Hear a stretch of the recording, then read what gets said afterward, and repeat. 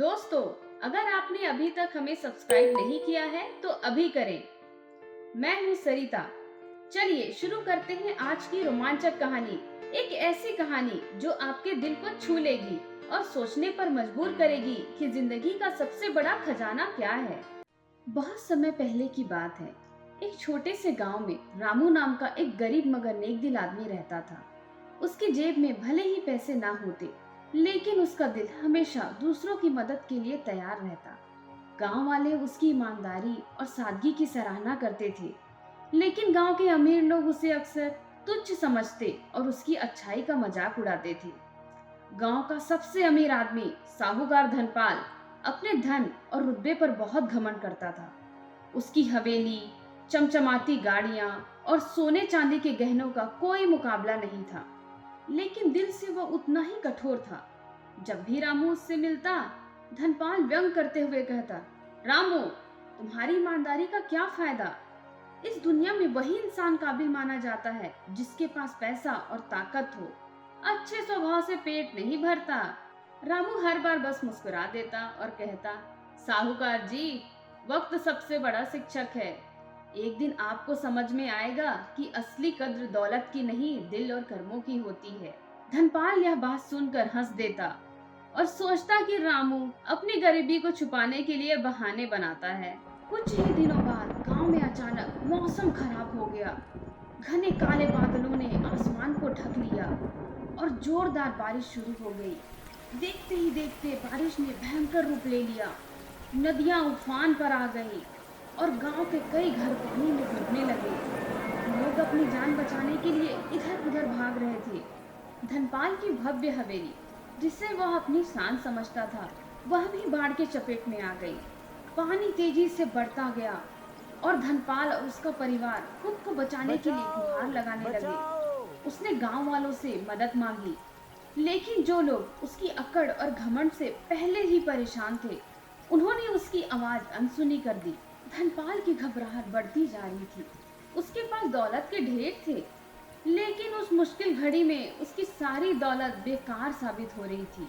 इसी बीच रामू अपनी छोटी सी नाव लेकर गांव वालों की मदद कर रहा था। उसने जैसे ही सुना कि साहूकार और उसका परिवार मुश्किल में है, वह बिना वक्त गंवाए उनकी मदद के लिए दौड़ा।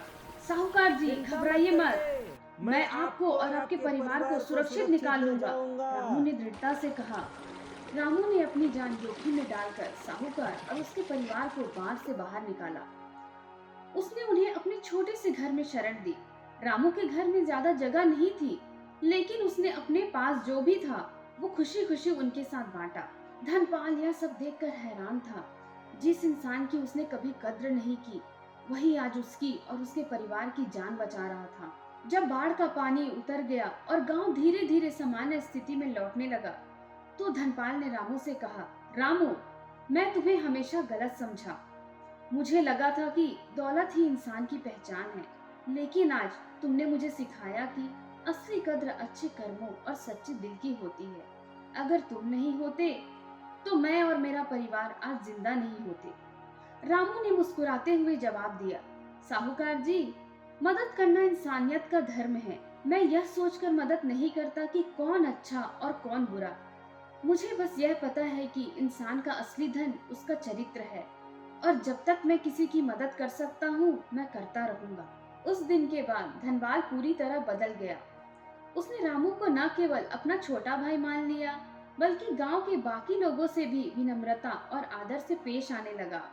उसने रामू के नेक कामों की प्रशंसा की और यह प्रण लिया कि वह हमेशा अच्छाई और इंसानियत की कद्र करेगा।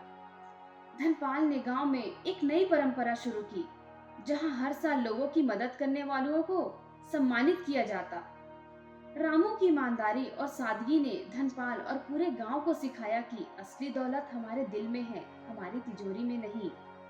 यह कहानी हमें सिखाती है कि सच्चे इंसान और अच्छे कर्मों की कद्र करनी चाहिए। दौलत और ताकत समय के साथ खत्म हो सकती है, लेकिन इंसानियत और सच्चाई की चमक हमेशा बरकरार रहती है।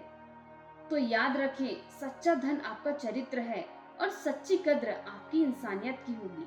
आप हमें कमेंट करके जरूर बताएं कि आपने अपने मित्र की कैसे मदद की।